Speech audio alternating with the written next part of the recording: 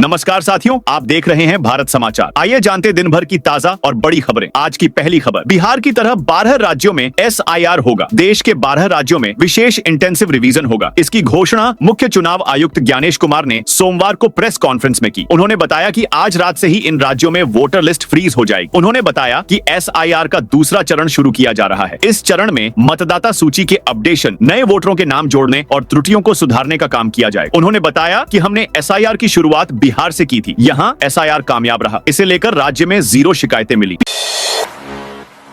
PM किसान सम्मान निधि की 21वीं किस्त नवंबर में जारी होगी। प्रधानमंत्री किसान सम्मान निधि योजना की 21वीं किस्त नवंबर के पहले हफ्ते में जारी की जा सकती है। देश भर के 10 करोड़ से ज्यादा किसानों को इसका फायदा मिलेगा। मीडिया रिपोर्ट्स के मुताबिक ये किस्त बिहार विधानसभा चुनाव 6 और 11 नवंबर से ठीक पहले जारी की जा सकती है। हालांकि सरकार ने अभी तक कोई आधिकारिक तारीख घोषित नहीं की है। केंद्रीय कृषि मंत्री शिवराज सिंह चौहान ने हाल ही में कहा था कि जल्द ही किसानों के खातों में 2000 रुपए की अगली किस्त जमा की जाएगी। सभी राज्य सरकारों से अपील की है कि वे आधार सीडिंग, KYC और अन्य जरूरी औपचारिकताएं जल्द से जल्द पूरी करें ताकि भुगतान में देरी न हो। अगले 4 दिन में 15 राज्य भीगेंगे। देश से मानसून 15 अक्टूबर को ही विदा हो गया, लेकिन बादल न जाने की जिद पर अड़े हैं। इस वक्त देश के 90% हिस्सों में बादल छाए हैं या हल्की सी मध्यम बारिश हो रही है। मौसम विभाग का कहना है कि अगले 4 दिन में 15 राज्य इस बेमौसम बारिश से भीगेंगे। पिछले 24 घंटों में देश के 14 से ज्यादा प्रदेशों में हल्की, मध्यम या भारी बारिश हुई। मौसम विभाग ने ये आंकड़ा 27 अक्टूबर की सुबह 8:30 पर जारी किया है। 27 अक्टूबर को गुजरात, तमिलनाडु, महाराष्ट्र, कर्नाटक, छत्तीसगढ़, मध्य प्रदेश, राजस्थान, उत्तर प्रदेश, गोवा और आंध्र प्रदेश के कई इलाकों में 7 सेंटीमीटर या उससे ज्यादा बारिश दर्ज की गई। बांग्लादेश ने भारत के पूर्वोत्तर राज्यों को अपना हिस्सा दिखाया। बांग्लादेश की अंतरिम सरकार के मुखिया मोहम्मद यूनुस ने शनिवार को पाकिस्तानी जनरल साहिर शमशाद मिर्जा को एक विवादित किताब गिफ्ट की। आर्ट ऑफ ट्रायम्फ नाम की इस किताब के कवर पर छपे नक्शे में भारत के पूर्वोत्तर राज्यों को बांग्लादेश का हिस्सा दिखाया गया है। भारतीय विदेश मंत्रालय ने अभी तक इस पर कोई आधिकारिक प्रतिक्रिया नहीं दी। शमशाद मिर्जा पाकिस्तानी सेना में आसिफ मुनीर के बाद दूसरे सबसे ताकतवर अधिकारी हैं। माना जा रहा है कि मुनीर के बाद मिर्जा ही पाकिस्तानी सेना प्रमुख बनेंगे। रूस में दुनिया की पहली न्यूक्लियर पावर्ड मिसाइल का टेस्ट। रूस ने दुनिया की पहली न्यूक्लियर पावर्ड यानी परमाणु ऊर्जा से चलने वाली क्रूज मिसाइल बुरेवस्तनिक 9M739 का सफल परीक्षण किया है। दावा किया जा रहा है कि यह मिसाइल अनलिमिटेड रेंज वाली है। राष्ट्रपति व्लादिमीर पुतिन ने रविवार को वीडियो कॉन्फ्रेंस के दौरान कहा कि इसके सभी टेस्ट पूरे हो चुके हैं। ऐसी मिसाइल दुनिया के किसी भी देश के पास नहीं है। पहले कई एक्सपर्ट यकीन नहीं करते थे कि ऐसा हथियार भी बन सकता है, लेकिन यह हकीकत बन चुका है। कोई भी डिफेंस सिस्टम इस नहीं रोक सकता। देश के 63वें चीफ जस्टिस बनेंगे जस्टिस सूर्यकांत। सीनियर जज जस्टिस सूर्यकांत देश के 53वें चीफ जस्टिस ऑफ इंडिया हो सकते हैं। मौजूदा chief justice Bhushan R Gavai ने सोमवार को केंद्र सरकार इनके नाम की सिफारिश की। इसके साथ CJI नियुक्ति की प्रक्रिया शुरू हो गई है। परंपरा है कि मौजूदा CJI अपने उत्तराधिकारी के नाम की सिफारिश तभी करते हैं जब उन्हें कानून मंत्रालय से ऐसा करने का कहा जाता है। मौजूदा CJI गवई का कार्यकाल 23 नवंबर को खत्म हो रहा है। एक्टर विजय ने करूर भगदड़ पीड़ितों से मुलाकात की। तमिल एक्टर और तमिलगा वेत्री कजगम प्रमुख विजय ने करूर भगदड़ हादसे के पीड़ित परिवारों से सोमवार को महाबलीपुरम के रिसोर्ट में मुलाकात की। हादसे को आज ठीक 1 महीना पूरा हो गया है। रिसोर्ट में करीब 200 लोग पहुंचे। इनमें 17 पीड़ित परिवार और कुछ घायल भी शामिल हैं। हर परिवार से 4 से 5 सदस्य आए हैं। एक्टर विजय ने हर परिवार से अलग अलग मुलाकात कर उनकी बात सुनी। मुलाकात बंद दरवाजों में हुई, जहाँ मीडिया को अंदर जाने की इजाजत नहीं दी गई। अंदर सिर्फ TVK के पदाधिकारी और परिवारों के लोग ही मौजूद थे। राष्ट्रपति द्रौपदी मुर्मू से मिले CM भगवंत मान। पंजाब के CM भगवंत मान ने आज दिल्ली में राष्ट्रपति द्रौपदी मुर्मू से मुलाकात की। CM ने उन्हें श्री गुरु तेग बहादुर के 350वें शहीदी पर्व समागम में शामिल होने का न्योता दिया। CM ने कहा कि हमने राष्ट्रपति को कहा कि 18 नवंबर से 25 नवंबर तक कोई भी दिन अपने शेड्यूल मुताबिक देख ले। जो भी दिन वह तय करेंगी, पंजाब सरकार उनका स्वागत करेगी। वैसे तो वह काफी धार्मिक ख्यालों की है, उन्हें इस बारे में पता है। इससे पहले जब वह पंजाब में आई थी, उस समय उन्होंने लगभग 2 घंटे दरबार साहिब में बिताए थे, जिसमें लंगर ग्रहण किया था और कीर्तन सुना था। पूरे देश के राज्यों के CM और पूरी दुनिया में बसते पंजाबी को खुला न्योता दिया गया।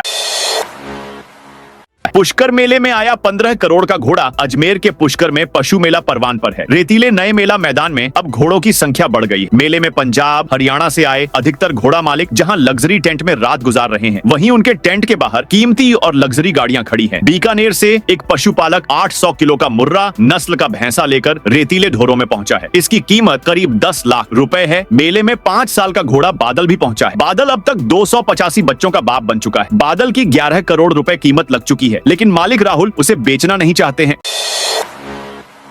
केदारनाथ यात्रा से उत्तराखंड को 400 करोड़ मिले। इस साल केदारनाथ यात्रा से उत्तराखंड को 400 करोड़ से ज्यादा का फायदा हुआ है। इस साल करीब 17,68,795 श्रद्धालुओं ने बाबा केदार के दर्शन किए। इस दौरान लोगों ने घोड़े, खच्चर, हेली, डंडी कंडी सहित होटल एवं रेस्तरां पर जमकर खर्चा किया। जिला प्रशासन और बद्रीनाथ केदारनाथ मंदिर समिति के अनुसार इस साल घोड़ा खच्चरों के संचालन से 91 करोड़ 36 लाख रुपए मिले हैं। इसके अलावा रुद्रप्रयाग जिला प्रशासन को 4 करोड़ 71 लाख रुपए से ज्यादा का राजस्व मिला है। पाकिस्तान ने एयर स्पेस 2 दिन के लिए बंद किया। पाकिस्तान ने भारत के सैन्य अभ्यास त्रिशूल के पहले मध्य और दक्षिणी एयर स्पेस राजस्थान गुजरात से सटे इलाके को 28 और 29 अक्टूबर को बंद करने का फैसला किया। शनिवार को जारी नोटिस टू एयरमैन के अनुसार 2 दिन इन इलाकों में हवाई मार्ग उपलब्ध नहीं रहेगा और उड़ानों पर रोक रहेगी। हालांकि पाकिस्तान ने इस कदम के पीछे कोई आधिकारिक कारण नहीं बताया। रक्षा विशेषज्ञों का मानना है कि यह किसी सैन्य अभ्यास या हथियार परीक्षण से जुड़ा हो सकता है। वहीं जानकार इसे सैन्य अभ्यास त्रिशूल से जोड़कर देख रहे हैं। यह अभ्यास सर क्रीक के पास यानी पाकिस्तान की सीमा से सटे इलाके में होगा।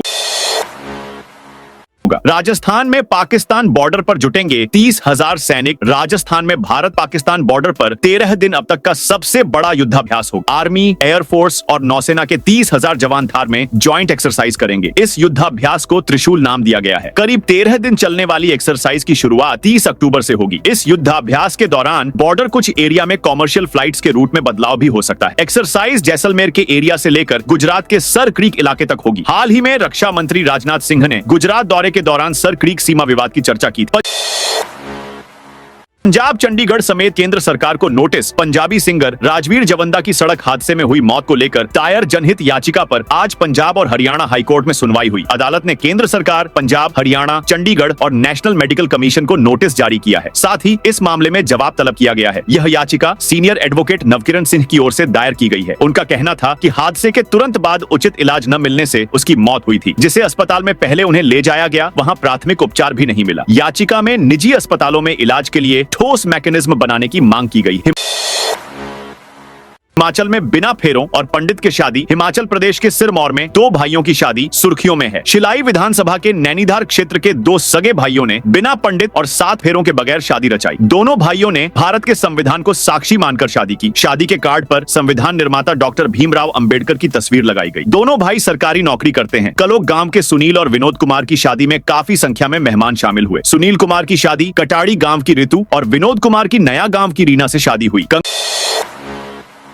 कंगना ने बठिंडा कोर्ट में माफी मांगी। हिमाचल के मंडी से बीजेपी सांसद एवं बॉलीवुड एक्ट्रेस कंगना रनौत मानहानि केस में सोमवार को बठिंडा कोर्ट में पेश हुई। कोर्ट में उन्होंने महिला बुजुर्ग किसान को लेकर किए गए ट्वीट पर माफी मांगी। पेश होने के बाद उन्होंने मीडिया से बात की। उन्होंने कहा कि मिसअंडरस्टैंडिंग हुई है। मैंने माता बुजुर्ग महिला किसान को संदेश दिया है कि वे मिसअंडरस्टैंडिंग का शिकार हुई है। मेरी ऐसी मंशा नहीं थी। सांसद ने कहा कि कभी भी मैं अपने सपने में भी नहीं सोच सकती हूँ कि जिस तरह से इस कंट्रोवर्सी को बनाया गया है। हर एक माता मेरे लिए पंजाब की, चाहे वे हिमाचल की हो, पूजनीय है। हर एक बहन बेटी जो मुझे सराहती हैं, उसके लिए मैं धन्यवाद हूं।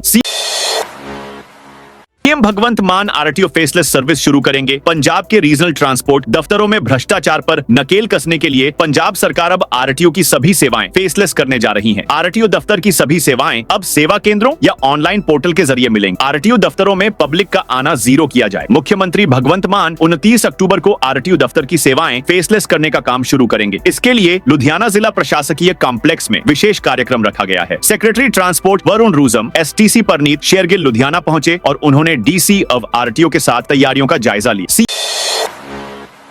सीएम सुक्खू बोले, पीएम द्वारा घोषित पैकेज नहीं मिला। हिमाचल सीएम सुखविंदर सिंह सुक्खू ने कहा, प्रधानमंत्री नरेंद्र मोदी ने 1500 करोड़ रुपए की घोषणा की थी, वो पैसा अभी तक नहीं आया। सीएम ने कहा उनका पूरा कैबिनेट बीजेपी के नेतृत्व में केंद्र सरकार के पास जाने को तैयार है, ताकि केंद्र से अनुरोध करके पीएम मोदी द्वारा घोषित पैकेज को रिलीज करने का आग्रह किया जा सके। दोस्तों, यह थी आज की ताजा और बड़ी खबरें। जय हिंद, जय भारत।